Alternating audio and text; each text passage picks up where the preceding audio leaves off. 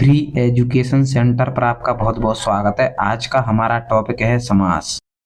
पिछली वीडियो में हमने समास की परिभाषा, प्रकार और अव्ययी भाव समास पढ़ लिए हैं। आज हम तत्पुरुष समास, कर्मधारय समास, द्विगु समास, द्वंद्व समास और बहुव्रीहि समास की परिभाषा और उदाहरण समझने वाले हैं। तो चलिए स्टार्ट करते हैं। तो सबसे पहले पढ़ते हैं तत्पुरुष समास। तो जिस समास में अंतिम पद और उसके अर्थ की प्रधानता रहती है उसे तत्पुरुष समास कहते हैं।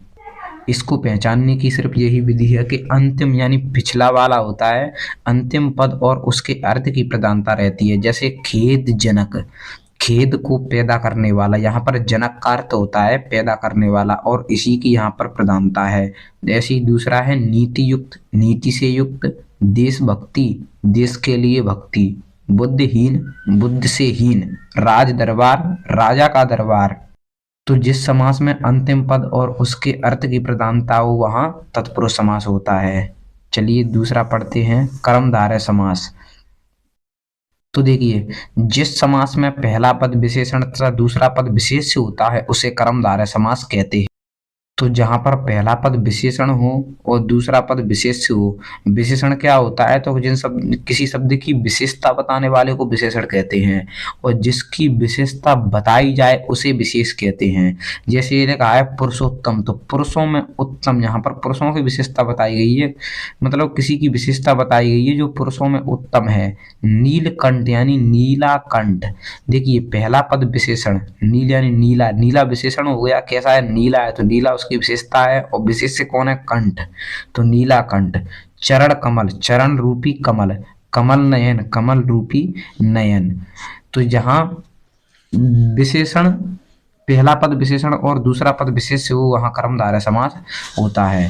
उसके बाद है द्विगु समास। तो देखिए, जिस समास में पहला पद संख्यावाचक तथा दूसरा पद संज्ञा हो वह द्विगु समास कहलाता है। इसकी सिर्फ एक ही पहचान है कि पहला पद होगा वो संख्यावाचक होगा। कैसे? जैसे पंचवटी यानी 5 बटों का समूह, बट बोलते हैं वृक्षों का, 5 वृक्षों का समूह। त्रिकाल, 3 कालों का समूह। चौमासा, 4 मासों का समूह, मास महीना को बोला जाता है, 4 महीनों का समूह। सतसई, 700 का समूह, 100 बोलते हैं 2 को। तो देखिए पहला पद संख्यावाचक है, जैसे पंच यानी 5, त्रि यानी 3, चौ यानी 4, सत यानी 7। तो जहां पर संख्यावाचक मिल जाए वहां पर द्विगु समास होगा, क्योंकि संख्यावाचक सिर्फ द्विगु समास में ही आता है। उसके बाद है द्वंद्व समास। तो जिस समास के दोनों पद प्रधान हो वहां द्वंद्व समास कहलाता है। अब इसके दोनों ही पद प्रधान हैं, जैसे राम लक्ष्मण, राम और लक्ष्मण दोनों ही प्रधान हैं। इस समास में विग्रह करने पर मानक शब्द जैसे और, अथवा, एवं या आदि लगाए जाते हैं। ये और, अथवा, एवं या इनको हम मानक शब्द बोलते हैं। जैसे यहाँ पर राम लक्ष्मण तो राम और लक्ष्मण, नर नारी, नर और नारी, भाई बहन, भाई और बहन, देश विदेश, देश तथा विदेश, छोटा बड़ा, छोटा या बड़ा। तो यहाँ पर ये बीच में लगाए गए हैं और तथा या, ये मानक शब्द हैं। उसके बाद है बहुव्रीहि समास। तो जब दोनों पदों में से किसी एक की भी प्रधानता न होकर किसी अन्य की प्रधानता हो वहां बहुव्रीहि समास होता है। अब देखिए यहाँ पर न तो पहले पद की प्रधानता है और न दूसरे पद की प्रधानता है, यहाँ पर किसी तीसरे की प्रधानता है। जैसे पीतांबर, पीत है अंबर, जिसका मतलब जिसके पीले वस्त्र हैं वो कौन है? विष्णु, भगवान विष्णु।